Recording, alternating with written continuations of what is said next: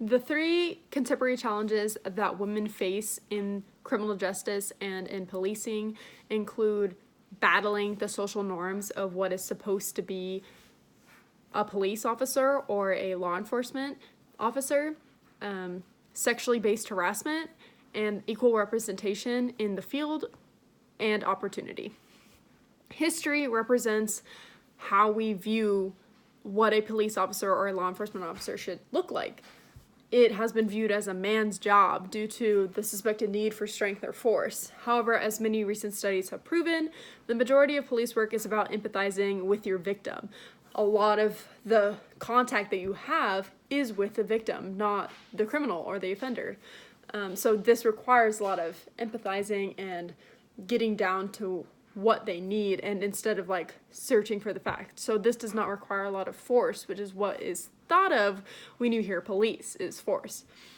So to counter this problem, I suggest for women who are interested in the police force to continue to discredit these assumptions that they are incapable of performing the same duties that a man can.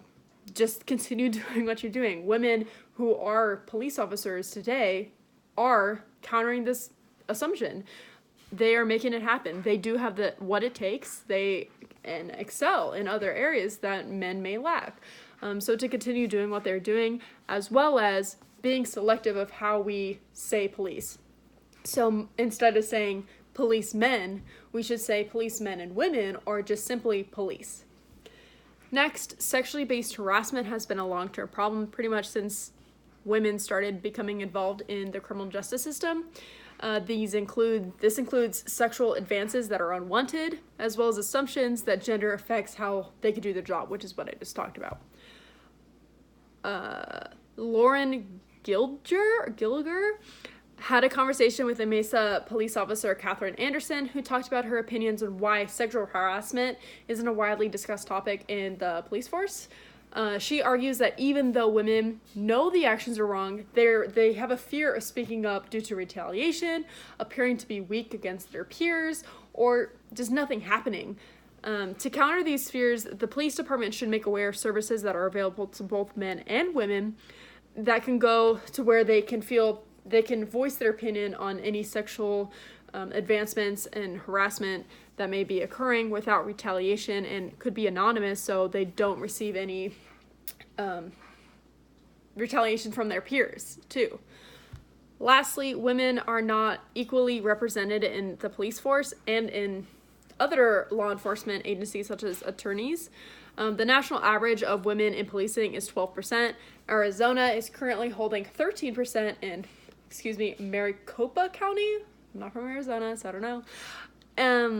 This percentage should be raised to represent the county's percentage of women roughly. In Maricopa, I believe it's about 53%, so 13 to 53. Of course, there's the common factor where everyone says, okay, we'll make mandatory 50-50 women and men.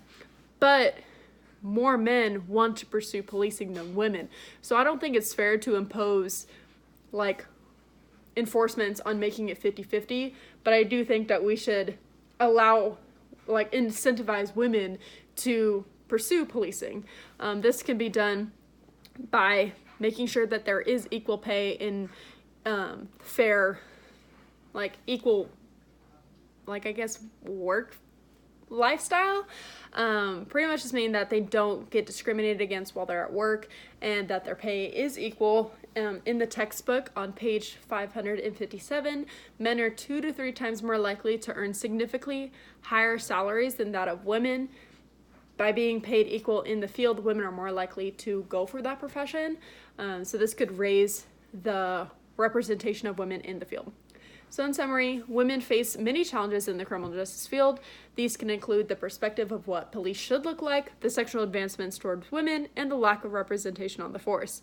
All of these barriers, in essence, can be overcome with more knowledge and enforcement of policies that are already in place.